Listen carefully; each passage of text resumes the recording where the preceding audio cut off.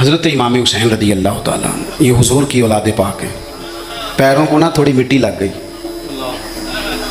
عمر جوانی کی تھی، داڑھی مبارک ساری سیاہ تھی، کالی تھی. حضرت ابو ہریرہ ان سے سالوں بڑے تھے، امیر المومنین فی الحدیث. حضرت ابو ہریرہ نے دیکھا کہ امام حسین کے مقدس قدموں کو مٹی لگ گئی. کسی سے بھی کہا جا سکتا تھا ذرا امام صاحب کی توجہ کرانا، یہ ذرا مٹی اتار دینا، لیکن حضرت ابو ہریرہ جھٹ سے اٹھے، اپنی پگڑی کھولی، اس کا پلو لیا اور حضرت امام حسین کے پیروں سے مٹی صاف کرنی شروع کر دی. کیوں؟ کہ اہل فضل ہی کسی کی فضیلت کو جان سکتا، عزت والا ہی کسی کو عزت دیتا. جس کے پاس وقار ہو. او میرے سنگیوں، لوگوں کی باتوں میں نہ آنا، یہ تمہیں الجھا دیں گے، یہ تمہیں تفریق میں ڈال دیں گے، یہ انتشار برپا کریں گے. یہ وہ حسین جماعت ہے جو حضور کے سامنے بیٹھا کرتی تھی. ان سے پیار کرنا، ان سے محبت کرنا. آپ کبھی ترمذی کی ایک حدیث پڑھیں تو مر جانے کو جی کرتا ہے. حضور نے فرمایا تھا میرے صحابہ کے بارے میں اللہ سے ڈرنا، میرے بعد انہیں اپنی زبانوں کا نشانہ نہ بنانا. کاش کوئی ان جملوں کا درد سمجھ سکے. فرمایا رب سے ڈرنا، اور کریم فرمانے لگے جس نے ان سے محبت کی میری محبت کی وجہ سے محبت کی، اور جس نے ان سے عداوت رکھی میری وجہ سے رکھی. کبھی بھی کسی اور جو حضور کی اولاد ہے، صحابہ کرام نے ایک جگہ کچھ نذرانہ جمع کیا اور جمع کر کے کہا کہ حضور کی بارگاہ میں پیش کرنا ہے.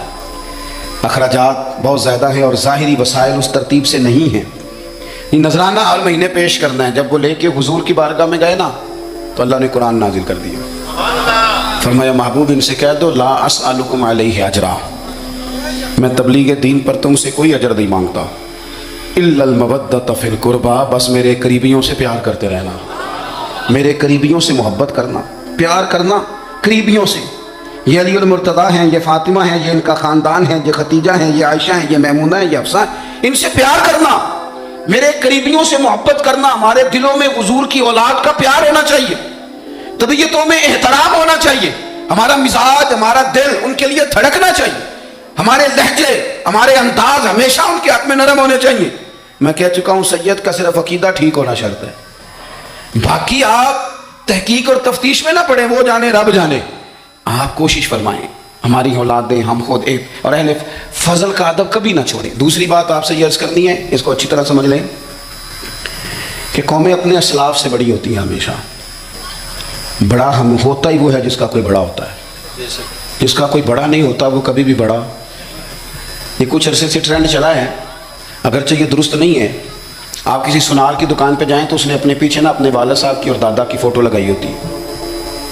حکیم کی دکان پہ چلے جائیں، کپڑے والی دکان پہ چلے جائیں تو اس نے پیچھے اپنے دادا کی، والد کی فوٹو لگائی ہوتی ہے. اگرچہ یہ درست نہیں، تصویریں نہیں لگانی چاہیے. تصویریں ان کی کیا، پیروں کی بھی نہیں لگانی چاہیے. جہاں تصویر ہوتی ہے وہاں نماز کیسے پڑھی جائے گی؟ فرشتہ رحمت کا نہیں آئے گا. یہ تو اب ایک ضرورت بن گئی. تو اب ضرورت کیا، اب تو خیر نفسیاتی مسئلہ بن گیا ہمارا. یہ نفسیاتی مسئلہ ہے. یعنی سلام بعد میں فوٹو پہلے، یعنی سیانے سیانے لوگ. اور یہ ہمیں ایسے کھیل تماشے میں لگایا گیا ہے کہ میں ڈھیر سارے لوگوں پر غور کرتا ہوں، پھر ان کے لیے دعا کرتا ہوں کہ یا اللہ ان کی مدد فرما. یعنی اس طرح کی حالت ہے کہ وہ زندہ ہی موبائل کے اندر ہے، ہر چیز. مجھ سے ایک دفعہ ایک صاحب نے پوچھا مولوی آج کل بڑے لڑ رہے ہیں. میں نے کہا وہ 4-5 ہیں جن کو آپ ٹی وی موبائل پہ دیکھتے ہیں، آپ میرے ساتھ آئیں، میں آپ کو 20 اور سینکڑوں شیخ الحدیث بتاتا ہوں جو سکون سے بیٹھ کر رسول اللہ کا دین پڑھا رہے ہیں. تو آپ مسئلہ صرف یہ ہے کہ ہم نے کل زندگی وہ سمجھ لیا جو موبائل کے اندر ہے. بہرحال وہ تصویر لگائی ہوتی ہے سونار نے بھی اور حکیم نے بھی اور ڈاکٹر نے بھی اور بہت سارے لوگوں نے کہ جناب اب یہ جو تصویر لگاتے ہیں تو اس کے پیچھے پوری حکمت ہوتی ہے. آپ ان سے پوچھتے ہیں یہ فوٹو کیوں لگائی ہے تو وہ کہتے ہیں ہم یہ بتانا چاہتے ہیں کہ یہ کام آج نہیں ہم نے شروع کیا، ہمارا شجرہ پرانا ہے، ہمارے باپ دادا سارے یہی کام کرتے تھے، ہمارا خاندانی ورثہ ہے. وہ ثابت یہ کرنا چاہتے ہیں کہ ہم پیچھے سے ہمارا ایک سلسلہ آ رہا ہے. ساری دنیا اپنے اکابرین کو، اسلاف کو، بڑوں کو ان کے زور پر بڑا ہونا چاہتی ہے. یہاں کچھ لوگ ایسے آئے ہیں جن کے نزدیک معاذ اللہ صحابہ ٹھیک نہیں تھے، اہل بیت ٹھیک نہیں تھے. آپ اپنی سند کیسے مضبوط کریں گے اگر وہ اولین جو حضور کے سامنے بیٹھتے تھے وہی ٹھیک نہیں تھے؟ تو پھر ان سے ہو کے جو دین آگے آیا اس کو تم کیسے ٹھیک مانو؟ ساری چیزوں کو مشکوک کرنا چاہتے ہیں. ہمارے بزرگوں نے، امام بخاری نے، امام مسلم نے محنت کر کے حدیثیں تلاش کی، اصول بیان کیے کہ یہ حدیث صحیح ہے، متواتر ہے، حسن ہے، ضعیف ہے، کیا ہے. اس کے اصول اور قاعدے بیان کیے. اور جب انہوں نے خود پوری تحقیق کی، آپ تھوڑی سی، آپ مشکل بات نہیں کر رہا، تھوڑی سی آپ غور کریں گے، انہوں نے سینکڑوں میل کا سفر کیا، گھوڑوں پہ، پیدل، اونٹوں پہ، ریسرچ کر کے بتایا کہ یہ حدیث بالکل درست ہے، اپنی سند کے اعتبار سے، متن کے اعتبار سے یہ متواتر درجے کی ہے۔ انہوں نے پوری ریسرچ کی۔ پھر غور کریں کیا کہہ رہا ہوں، جب پوری تحقیق کر لی تھی تو پھر انہیں کہنا چاہیے تھا نا یہ نبی پاک نے فرمایا ہے، کہنا چاہیے تھا نا کہ یہ حضور نے فرمایا، ہماری تحقیق ہے، حدیث درست ہے۔ لیکن کسی نے بھی ڈائریکٹ نہیں کہا۔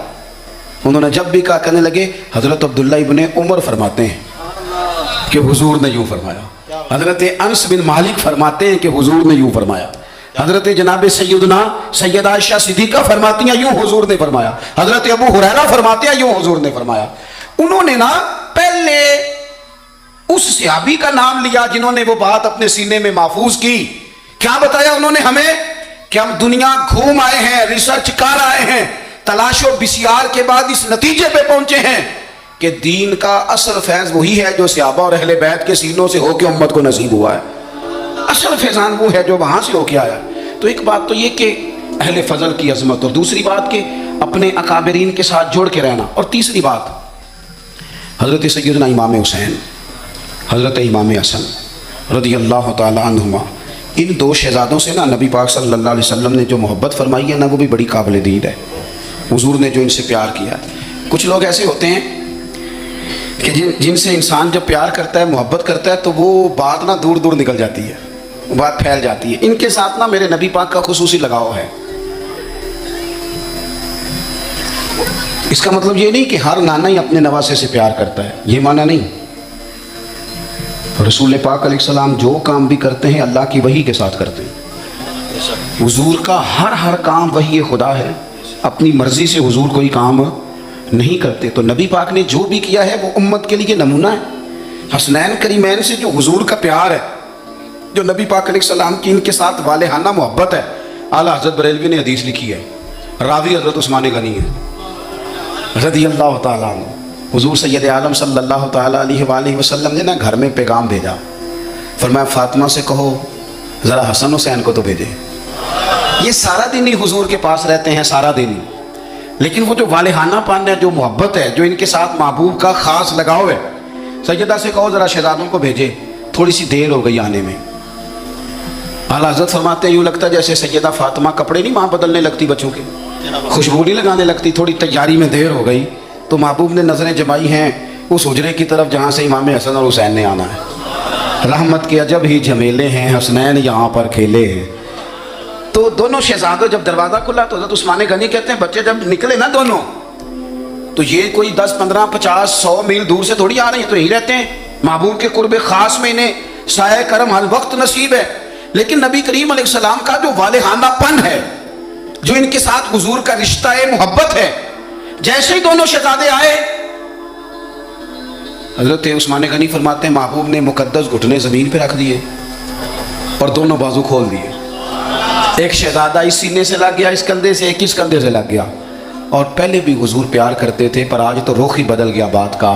اللہ کے پیارے حبیب علیہ السلام فرمانے لگے اے اللہ، یہ دونوں شہزادے کندھے سے لگے ہوئے، حضور فرمانے لگے اے اللہ میں ان دونوں سے محبت کرتا ہوں، تو بھی ان سے محبت فرما۔ اور کہا اے اللہ جو میرے حسن حسین سے محبت کرے تو ان سب سے محبت فرما، تو ان سب سے پیار کر جو میرے حسنین سے پیار کرے۔ اللہ کے پیارے محبوب علیہ السلام کی محبت جب حضور کو، بھئی جس چیز کی طرف محبوب نے ایک دفعہ دیکھا ہے نا، وہ غار ثور میں حضور ایک دفعہ گئے ہیں، 3 دن قیام کیا ایک دفعہ گئے، تو ہمارا تو کئی بار جانے کو دل کرتا ہے۔ جہاں حضور تھوڑی دیر قیام فرمائیں اس جگہ سے پیار ہو جاتا ہے۔ اور جن شہزادوں سے حضور اس والہانہ انداز میں پیار کریں، ان کی محبت، ان کا پیار ہمارے دلوں میں ہونا چاہیے، اور کچھ نہ ہمارے جذبات ہونے چاہیے، کچھ ہمارے جذبات میں والہانہ پن ہونا چاہیے ان شہزادوں کے لیے۔ آج کل نا ہمارے ہاں دور ہے تقریروں کا، پوسٹیں لگانے کا، اپنی اور ویسے بھی جو ہم لکھ رہے ہوتے ہیں، جو بول رہے ہوتے ہیں، وہ اپنے لیے نہیں ہوتا الا ماشاءاللہ، وہ تو سامنے والے کے لیے ہوتا ہے۔ وہ تو حضرت مجدد الفسانی رحمۃ اللہ علیہ کے حالات پہ ایک سیرت نگار نے لکھا ہے کہ آپ نے ایک شخص کو نا اپنے سلسلہ نقشبندیہ میں اجازت دی کہ اب آپ بھی آگے اللہ اللہ بتائیں، تربیت کریں، یہی طریقہ ہوتا تھا۔ تو ان کو خلافت دے دی، اب وہ سلسلہ طریقت میں آگے اشاعت سلسلہ کا کام کریں گے۔ کچھ عرصے کے بعد وہ خلیفہ صاحب نے حضرت شیخ کو خط لکھا تو کہنے لگے حضور آپ نے فقیر کو اجازت دی تھی، اب میں تقریر بھی کرتا ہوں، تدریس بھی کرتا ہوں، تصنیف بھی کرتا ہوں۔ تو حضرت فرمانے لگے آپ بہت اچھے کام کر رہے ہیں، رب آپ کو برکت دے، پر یہ سارا کچھ تو آپ لوگوں کی اصلاح کے لیے کر رہے ہیں، کچھ اپنے لیے بھی کرتے ہیں؟ رات کو تہجد میں اٹھ جاتے ہیں، کچھ اللہ کے حضور رونا نصیب ہو جاتا ہے، کچھ آپ کو درود و سلام کی کیفیات نصیب ہوتی ہیں، یہ تو جو کچھ ہے الحمدللہ بہت اچھا ہے، قابل تعریف ہے، پر یہ تو آپ خدمت دین کا کام کر رہے ہیں نا لوگوں کی، آپ اپنے لیے کیا کر رہے ہیں؟ یہ بھی تو مقام غور ہے۔ بہت ساری چیزیں آج ایسی ہیں جو تقریروں میں تحریروں میں، لیکن ہمارے پرانے بزرگ جو تھے ان کا رنگ اور تھا، ان کا انداز والہانہ تھا، والہانہ۔